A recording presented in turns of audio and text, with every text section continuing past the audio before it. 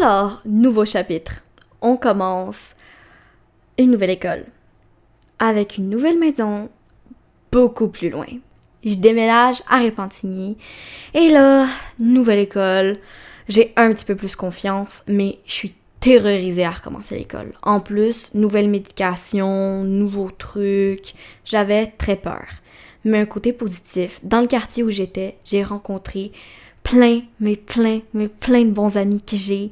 Encore un peu aujourd'hui, on se parle, mais c'était une nouvelle chose. J'avais enfin des amis qui étaient bons. Bien sûr, comme tout enfant, c'était normal de chicaner, mais c'était pas toxique. Ils me frappaient pas, c'était correct. On s'ostinait des fois de temps en temps, mais ok, ça se passait bien. J'arrive à l'école pour la rentrée. Je suis stressée dans le tapis, là. J'ai peur. Mais ma prof a l'air vraiment cool. Puis elle l'était. J'avais une super bonne prof. Puis mon école, c'était Jean 23 à Repentigny, à côté de l'église Sacoche. Ma troisième année que j'avais redoublée, est-ce que c'est surprenant avec l'année scolaire que j'avais eue juste avant? Pas vraiment. Fait que j'avais redoublé mon année. Je me sentais bien. Ma prof était cool. J'avais vu d'autres profs. J'étais mieux. Il me semble que j'avais développé l'ordinateur à ce moment-là, qui m'a permis d'être meilleure dans mon écriture, de me laisser plus de chance. C'était quand même tough, puis il y avait certains moments que j'étais pas contente d'aller à l'école, puis il y avait beaucoup en fait de séquelles cette année-là sur l'intimidation, fait que souvent j'allais voir la TES de l'école, puis la TES elle n'en pouvait plus de moi honnêtement, là. J'étais tout le temps dans son bureau en train de dire « Ah oui, mais il y a celle-là qui rit de moi! » Tandis que c'était juste des filles qui riaient dans le cours de récréation pour des jokes ou de quoi de même. Parce que moi, à chaque fois que je passais dans le corridor ou dans le cours d'école, puis qu'on riait de moi, là, c'est parce qu'on riait de moi. Puis c'était pas une perception que j'avais quand j'étais jeune, c'était vraiment les gens qui m'intimidaient. Puis ça, puis il y avait des rumeurs, puis plein de trucs qui étaient là-dessus avec l'harcèlement, ce qui a fait que personnellement, quand j'ai changé d'école, puis que il y avait des gens qui riaient à côté, c'était les séquelles là, qui étaient dans le tapis. J'étais tout le temps comme, est-ce qu'ils rient de moi? Est-ce que non? Est-ce que si? Est-ce que ça? Ça a fini par un peu s'évaporer, puis d'être un petit peu moins présent, mais on s'entend que les séquelles sont encore là présentes aujourd'hui. Je peux passer à côté de certaines personnes, puis je vais avoir l'impression qu'ils rient de moi. Mais c'est la période où j'ai commencé à vouloir avoir une chaîne YouTube. Je l'ai toujours voulu parce qu'avant c'était aussi à Saint-Jean-de-Mata, comme j'avais mis dans ma première vidéo, je faisais des petites vidéos, mais là c'était plus long, je parlais, je faisais plus de choses, j'avais rencontré des amis qui étaient super cool avec moi, fait que c'était vraiment mieux. Je me sentais mieux, je me sentais bien. Malgré l'académique était vraiment catastrophique encore, là, j'avais beaucoup de difficultés, mais j'avais passé mon année, fait que j'étais partie en 4e année. Mais je vous rappelle que j'avais redoublé. Fait que moi, là, toutes mes amies, d'autres, j'étais séparée, puis j'étais la plus vieille de ma classe. J'avais l'impression d'être la plus nulle. J'avais 9 ans, là, puis j'étais dans une classe avec des gens plus jeunes que moi, d'1 an, là. Mais dans ma tête, j'étais nulle. J'avais des problèmes mentaux. C'est pour ça que j'avais redoublé.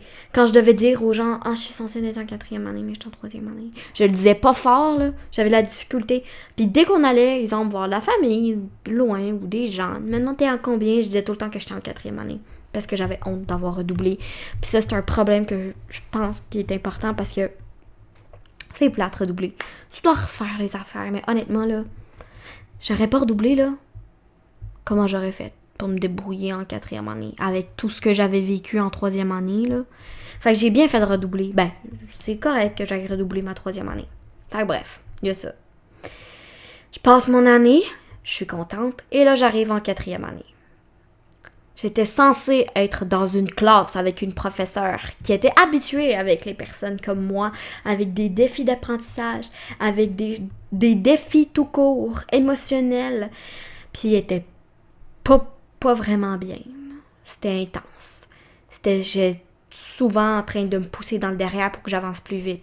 J'étais horrible dans les dictées, là. J'étais pas capable. Dès qu'il y a une limite de temps, faut se dépêcher. Elle dit de quoi, faut que je comprenne. Mon cerveau n'a pas de mémoire graphique écriture. Je me souviens pas des mots. Puis ça, c'est quelque chose qui est, je trouve, très difficile avec la dysorthographie, qui fait que quand j'arrivais pour d'en dicter, je paniquais, puis moi, les fautes, là, t'es pas bonne, t'as une faute, tu recommences. Ben voyons, pourquoi? Les zéros qui s'accumulent sur mes feuilles, je me sentais pas bien, là. Je me sentais pas à ma place, pas avec l'aide émotionnelle que je devrais avoir. Puis j'allais pas voir la TES, j'avais aucune confiance en elle parce que l'année d'avant, hein, elle était super méchante avec moi puis stricte parce que j'étais tout le temps stressée à place de « mais oui, non, oui, non ». À la place de me supporter, tu me tapes donc bien ses nerfs. Mais non, il y a personne qui crie, là. Fait que c'était vraiment, je me sentais pas à l'écoute puis à l'aise avec les professeurs qui sont censés m'aider avec la matière puis m'apprendre des choses. Niveau amis, c'était pareil, là, c'était correct, j'avais de bons amis. Qui a fait que j'avais une intervenante qui a rentré dans le dossier à ce moment-là, puis l'intervenante a poussé aussi. Ma mère avait des rencontres constantes avec l'école pour leur dire mes défis, pour ci, pour ça. Il y avait un fameux plan d'intervention qui était censé être respecté, qui n'était pas respecté. On me poussait dans le derrière. Moi, j'avais un ordinateur puis lexibord, mais on n'expliquait pas comment ça marchait. Fait que j'ai vu aucun soutien, puis il y a eu une fois où c'était la fois de trop avec les examens, puis ça, puis pas les examens en fait, parce que c'était dans le coin de l'Halloween, que j'avais pas fait l'Halloween de ma 4e année. Ma sœur avait quitté l'école un peu avant, parce qu'elle aussi, avec ses propres défis, ma mère a fait « fuck off, je te sors de l'école, il te reste quelques années, je te fais l'école à la maison. » Parce qu'elle travaillait à la maison, chose dans un spa à ce moment-là, elle pensait qu'elle allait être capable. Fait qu'un soir, quand je reviens de l'école puis que je vomis dans sa chambre puis dans son lit, même pas parce que je suis malade, mais parce que je suis stressée puis j'ai peur de retourner à l'école le lendemain, elle fait « Hey, sais-tu quoi, là, j'en ai marre. » Elle a enchaîné les rencontres avec l'école pour qu'ils comprennent, ils ont rien fait puis ils comprennent pas. Elle me retire de l'école. Je rentre dans l'école à la maison. Pour moi, c'était un paradis. J'allais pas à l'école. Je faisais des petits cahiers, puis je pouvais aller dehors quand je voulais jouer, puis j'étais dans ma chambre, puis je m'amusais. Mais on s'entend quand t'es supposé d'être à l'école avec la DPJ qui pourrait commencer à venir, le programme scolaire, c'est pas vraiment ce qui est le mieux. Puis en plus de tout ça, on a eu un voisin qui était vraiment pas très safe au niveau de ma mère, puis plein d'autres trucs qui a fait que on a déménagé en plein hiver. Dans la campagne, dans le fin fond d'un champ. Près de, je pense, Rawdon. Quand t'es une petite fille comme moi qui avait plein d'amis, quand je vivais dans une rue où il y avait une shit tonne d'enfants puis un parc, jusqu'à aucune crise de vie sociale dans le fin fond d'un champ en campagne, même si la maison avait du cachet puis qu'on avait un beau terrain dans la campagne, c'était difficile émotionnellement. En plus de ça, j'allais pas à l'école, fait que j'avais aucune vie sociable. Ma sœur, de sa côté personnel, la petite bibliothécaire, ben ça allait vraiment pas bien émotionnellement sans trop rentrer dans ses expériences. Moi non plus. J'étais une sœur horrible en passant à ce moment-là. Puis c'était vraiment pas agréable. Puis moi aussi, ça commençait à bof. Je commençais ma préadolescence aussi. J'avais 10-11 ans à ce moment-là. Ça allait pas. Mes amis étaient à 2 heures de route de chez moi. Je passais ma vie sur les écrans. J'ai découvert un grand amour qui s'appelle le cinéma. J'ai découvert les séries, les cinémas, les critiques, les ci, les ça. Puis ça pouvait m'arriver de temps en temps de faire des petits travaux, des petites affaires. Mais honnêtement, c'était l'école à la maison, mais c'était l'école sabbatique, là. C'était... Non. École buissonnière, H24, ça se faisait pas. Puis là, on est allé voir des intervenants parce que émotionnellement, ça allait vraiment, vraiment pas. Puis savez-vous quoi? Elle voulait que je retourne à l'école. Moi, j'étais terrorisée d'y retourner. Je voulais pas.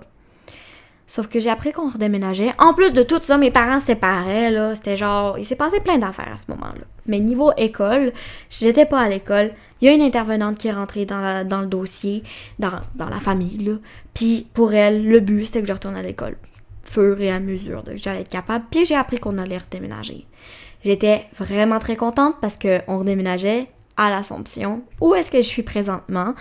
Fait que je savais que je me rapprochais vraiment proche de Repentigny. Fait que j'allais être à côté de mes amis, là. Ça faisait pas 1 an qu'on avait habité là que j'allais retrouver mes amis. J'étais contente. Là, c'était l'été. Fait qu'on avait déménagé à la maison dans le fin fond du champ en hiver. Puis l'été, on a redéménagé un peu après mon anniversaire à l'Assomption. Fait qu'on a fait quelques mois là-bas. On a fait l'hiver, le printemps, puis un peu d'été. Fait que là, on se rapprochait, puis j'étais vraiment contente parce que j'allais pouvoir me rapprocher de mes amis. Je me répète, je m'excuse. Et j'ai accepté de retourner à l'école, mais si j'avais de l'aide. qu'on allait trouver un endroit où j'allais pouvoir me sentir bien, qu'on rencontre les professeurs, une école que c'est sûr que j'allais être bien parce que je voulais pas me retrouver dans les mêmes problèmes.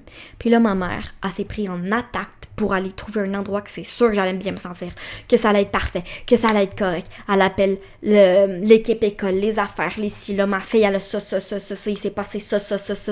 Qu'est-ce qu'on fait? Où on la met? On la crisse pas dans le régulier. Vous allez faire quoi, là? Fait qu'en tant que guerrière maman ours qui essaye de me placer une bonne place pour que je sois capable de me sentir bien, puis l'équipe école qui font « Oh shit, ok, non, c'est parce que c'est vraiment de la merde ce qu'elle a vécu, on va la placer en soutien motif. » Qui passe au nouveau chapitre, le soutien motif. Ça m'effrayait au début, je me sentais comme si j'étais attardée, que j'avais un problème, que j'allais être dans un programme. Puis au final, au début, dans les premiers mois, en plus, j'étais stressée parce que ce que vous vous rappelez, c'est que j'avais pas fini ma 4e année. Mais ça faisait 1 an. J'étais censée être en 6e année à cet âge-là, parce qu'en plus, j'avais redoublé puis il me manquait des années. Parce que j'avais pas fait non plus ma 5e année. Dans les timings de ça, ça faisait dans l'entre-deux, j'avais pas fait ma 4e année parce que j'avais redoublé, fait que j'étais censée avoir fait ma 4e année, mais je refaisais ma 3e année. Fait qu'il y a ça. Fait que là, il y avait le retard dans mon âge, j'étais censée être en 6e année, puis là, j'étais dans une classe de 4e. Émotionnellement, quand j'ai appris ça, là, j'étais comme... Je suis censée être en 6e année, je suis rendue à fucking 11-12 ans, puis on me classe dans une classe de 9-10 ans. Je suis conne! C'était un total rabaissement personnel que je me faisais, puis honnêtement, toutes les personnes qui sont de soutien motif, qui sont jeunes, vous êtes pas cons, vous êtes à votre niveau, c'est pas ce que je veux dire, mais en mode émotionnellement, mon cerveau, moi-même, je me disais ça, qui n'est pas la réalité. En plus, c'est des programmes adaptatifs. Fait que, of course, que j'allais pouvoir mieux être adaptée. Fait que, au début, les premiers mois, là, je me sentais pas à ma place. Je me sentais conne, pas à ma place, pas bien. But, you know what? J'avais un professeur génial, puis une super bonne TES. Puis, au fur et à mesure que les mois avançaient, j'ai appris à communiquer avec ma TES, à mieux me sentir à l'école. J'étais super bonne, puis le fait que j'avais déjà fait une couple de mes années, puis que j'étais plus vieille, ben je me sentais comme la grande sœur de la classe. Je me sentais bien. Puis, mon niveau, je me sentais à ma place parce que je me sentais plus la conne de la classe, mais une des meilleures de la classe. Puis ce sentiment-là m'a poussée encore plus haut. Puis après le Noël, ou un peu avant, mon histoire était niveau 6e année. Fait que tous les midis, puis une partie des midis, puis niveau histoire, j'étais avec des 6e années qui étaient les gens de mon âge. Fait que j'avais enfin l'impression d'être correcte. En plus, j'avais rencontré une de mes amies qui était là, relation vraiment très très très compliquée, puis beaucoup de chicanes et de problèmes, puis ça pourrait être toute une autre expérience, mais je veux pas non plus me retrouver dans la merde avec cette personne-là, parce qu'on s'entend quand même pas si pire aujourd'hui, mais oui, gros défi avec une certaine personne qui relation très toxique jusqu'au secondaire, une shit tonne de problèmes, bref. Mais malgré tout ça, il y avait quand même un peu de positif, fait que quand je vous parlais de mes relations amicales que je comprenais pas, pour moi c'était une bonne amitié, même si ça l'était pas nécessairement une. Fait que bref. Après Noël, c'était vraiment cool parce qu'il y avait des galas puis des options. Fait que les vendredis, la dernière période, l'après-midi, puis ces choses-là, j'étais avec la classe de 6e année. Le midi, je passais la classe avec les 6e année. Puisque le secondaire, il allait commencer, on avait des petits cours pour les personnes anxieuses ou savoir ça, pour se préparer au secondaire.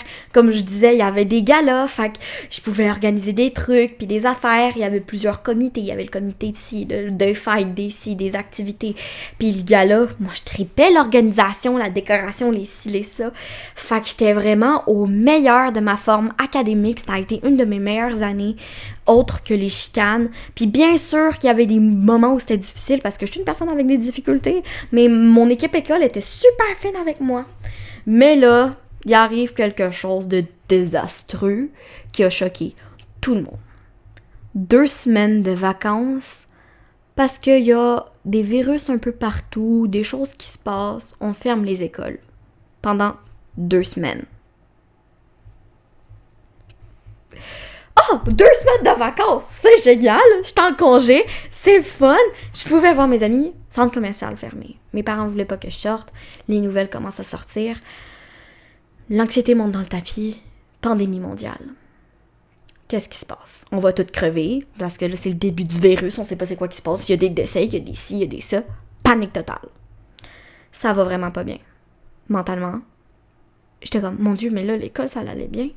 Sauf que après ces fameuses 2 semaines-là, il fallait quand même continuer l'école. Alors, c'est l'école à distance et à la maison qui commence.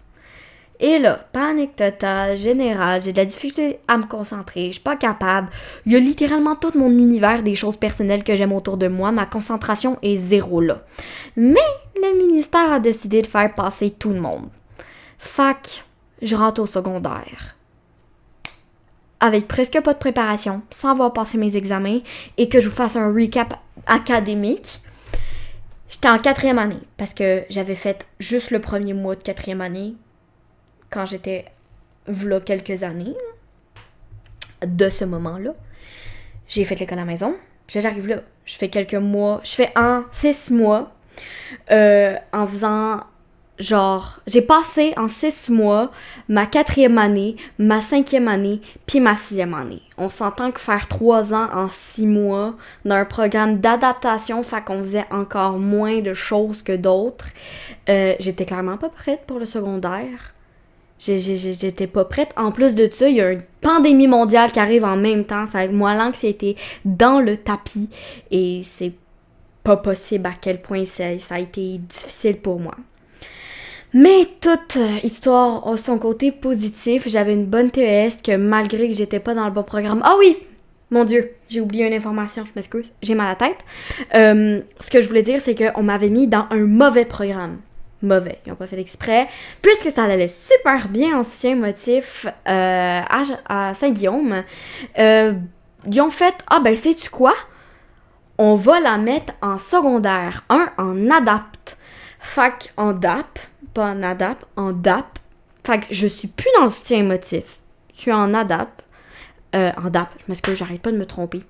Ça fait que j'ai eu un professeur, mais mon année est splittée un peu en 2. Fait que c'est comme... C'est juste ce qu'on focus dans le régulier, mais tu fonctionnes en régulier. T'as pas de TES dans ta classe, t'en as une pour tout le DAP. Fait que c'est pas, exemple, une TES pour le secondaire 1, c'est vraiment la TES de la DAP. Fait qu'elle a plus d'outils, de choses comme ça pour les personnes en besoin adaptatif et émotionnel. Mais... le programme n'est pas nécessairement fait pour ça.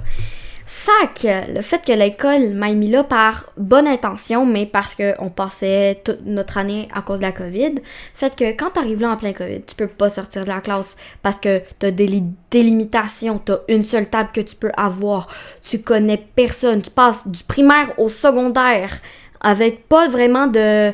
Bon, j'ai fini le primaire, c'est bon, j'ai fait tous mes cours d'adaptation secondaire, je me suis mis des amis, je sais où est-ce que je m'en vais. Non, il y a eu un confinement, puis il y a eu la COVID. Fait que c'était super stressant. J'ai même pas pu visiter mon école. J'étais un peu perdue, puis c'était vraiment très, très stressant. Puis là, l'anxiété est montée dans le tapis. Puis, fur et à mesure, les gens de ma classe non plus n'étaient pas géniales. J'ai rencontré une de mes très bonnes amies, Alicia. Mais pour toutes les autres personnes de la classe, il y en avait quelques-uns qui étaient gentils, mais honnêtement, il y en avait... Ils étaient rude, là. Ils étaient méchants. En plus, il y a un moment donné, j'ai pété mon téléphone. C'était vraiment pas nécessairement une des bonnes années. Puis, j'avais eu des problèmes. J'avais séché un cours parce que je me sentais pas bien. Ça me tentait pas de faire du français. Mon prof d'éduc qui me tapait un peu ses nerfs. Puis j'ai toujours détesté l'éduc, honnêtement, là. C'est vraiment, je me sentais pas bien. Fait que cette année-là était tellement d'anxiété, de nouveautés sans préparation, en sortant d'un programme qui marchait, que ça a tellement fait de changements comme ça, que quand je suis arrivée pour les vacances de Noël, ça me tentait pas de retourner à l'école quand les vacances étaient finies. Sans entrer dans les détails, je me suis rendue à l'hôpital. Il y a eu des problèmes en pédopsychiatrie. Je suis restée là peut-être moins d'une semaine, une semaine. Puis après m'avoir retrouvée à l'hôpital, j'ai eu un diagnostic de trait TPL. En ayant eu ce diagnostic-là, on a tellement compris plein de choses sur mes émotions, mon comportement, les choses, ma sensibilité. En plus de l'hypersensibilité, il y a du TDA, il y a de la dyslexie, dysorthographie, ça c'est plus école.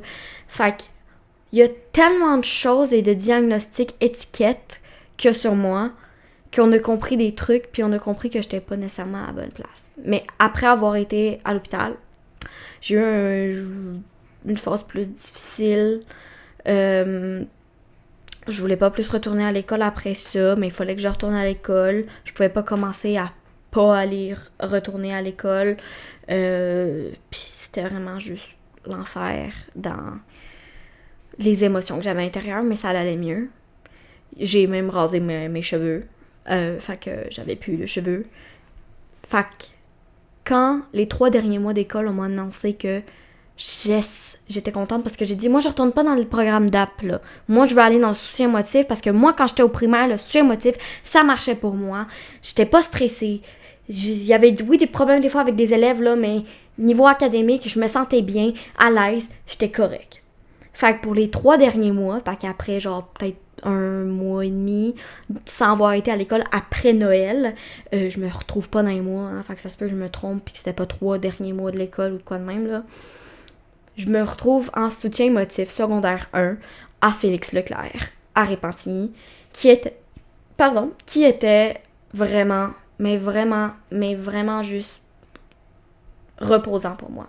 Après avoir eu une grosse année scolaire, avoir de la difficulté à suivre, puis pas vraiment bien m'entendre avec les gens de ma classe, puis avoir des difficultés avec mes émotions puis ma sensibilité, avoir eu mon diagnostic, une bonne équipe école, une professeure vraiment fantastique qui était là pour m'attendre puis m'aider, une super bonne TES. J'ai eu bien sûr eu un gap d'adaptation quand je suis arrivée parce que je savais pas si j'étais à ma place, les élèves dans ma classe. Puis il y en avait en fait qui étaient au primaire avec moi, fait que je me sentais moins seule. Il y en a même une avec qui je m'entendais un petit peu mieux que les autres dans ces défis puis dans ma personnalité que j'avais à ce moment-là. Fait que ça allait vraiment mieux, je me sentais bien, puis je prenais de l'avance dans mes mathématiques, même si j'avais pas fini mon primaire, j'étais capable d'avancer dans le secondaire. C'était le côté pratique de tout ça. Je demandais plus de maths. Bon, le français, c'était un petit peu moins, mais je demandais plus de maths, plus de choses. J'avançais plus vite que les autres parce que c'était la fin de l'année. Puis, ben, justement, c'était la fin de l'année. Moi, il y a une couple de mois que j'avais pas été là. Fait que là, c'était genre l'inverse, puis tout ça. Fait que j'étais correcte. Fait que là, ils m'ont dit, tu vas pouvoir passer au prochain niveau. Tu vas être capable de passer au prochain niveau. T'as demandé plus, t'es bonne, t'es capable.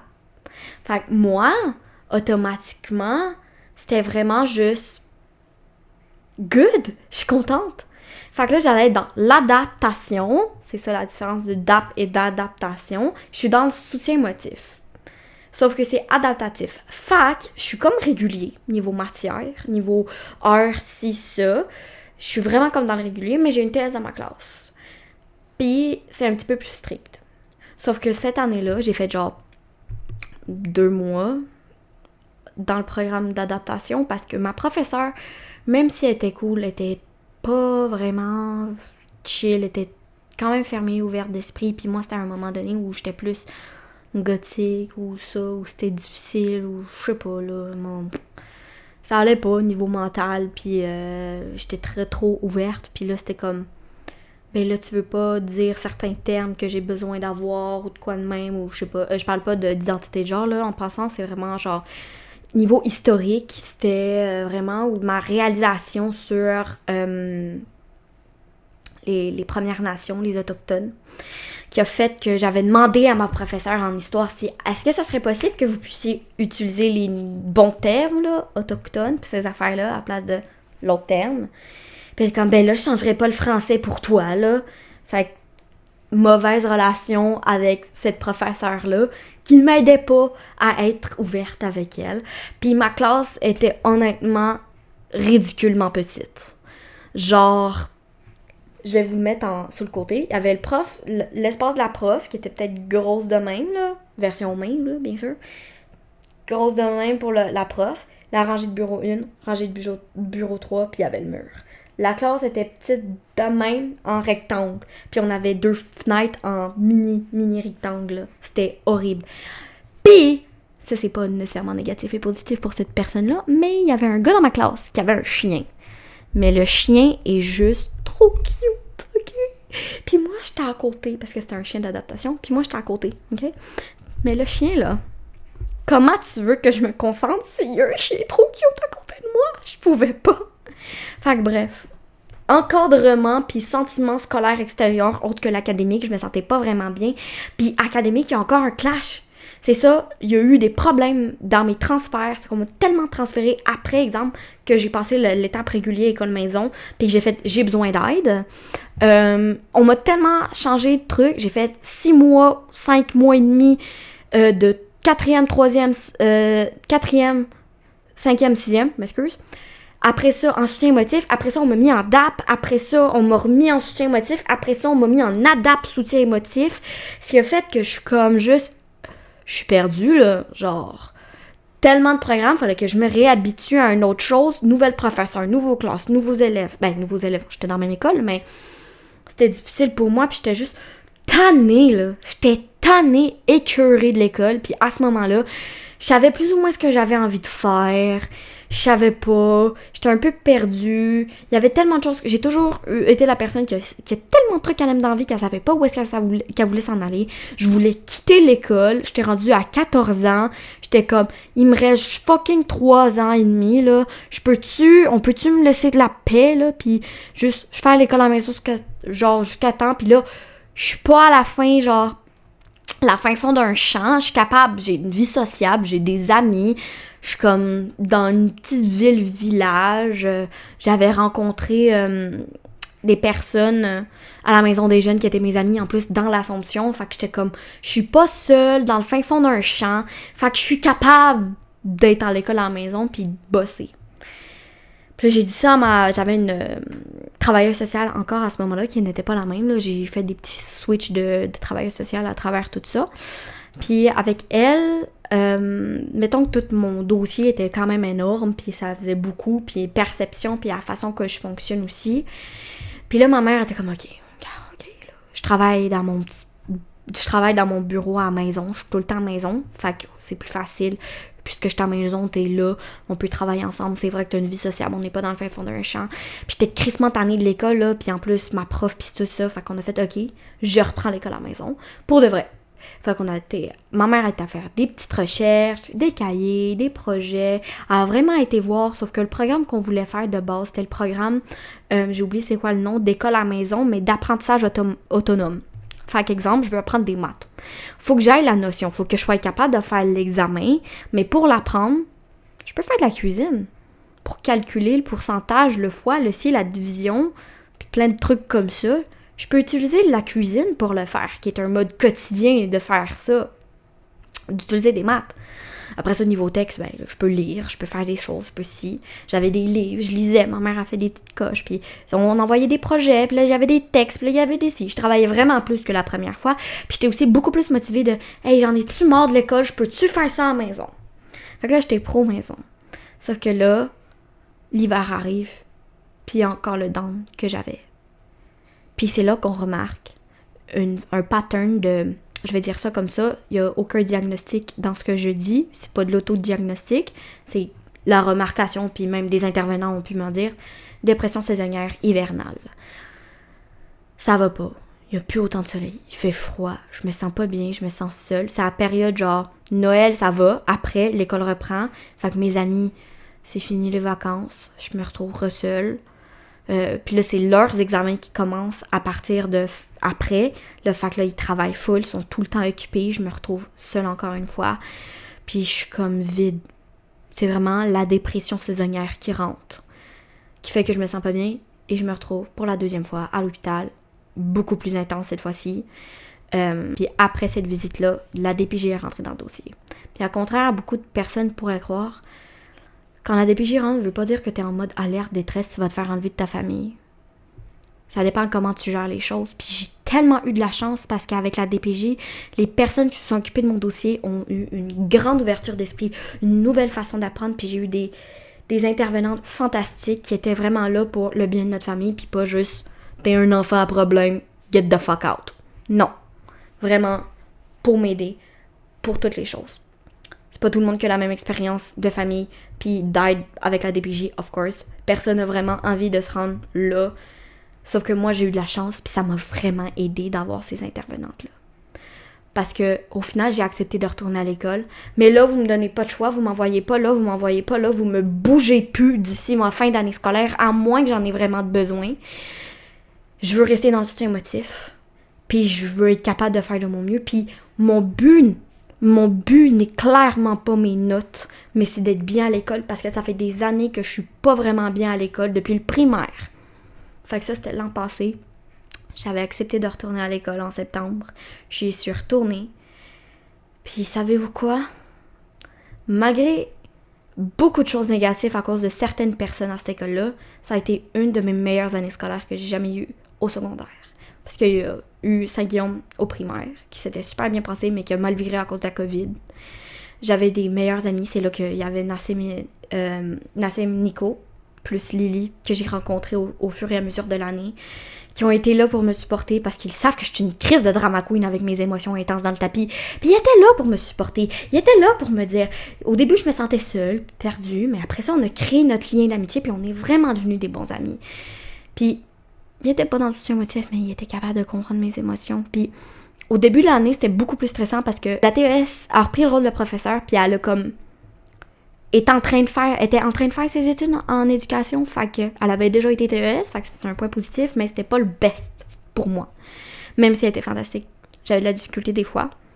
Fait qu'il y a un prof de musique qui est venu reprendre le rythme, même s'il était drôle à certains moments, il y avait clairement des idées politiques et des idées sur cette société qui n'étaient pas la réalité, comme « le racisme n'existe plus ».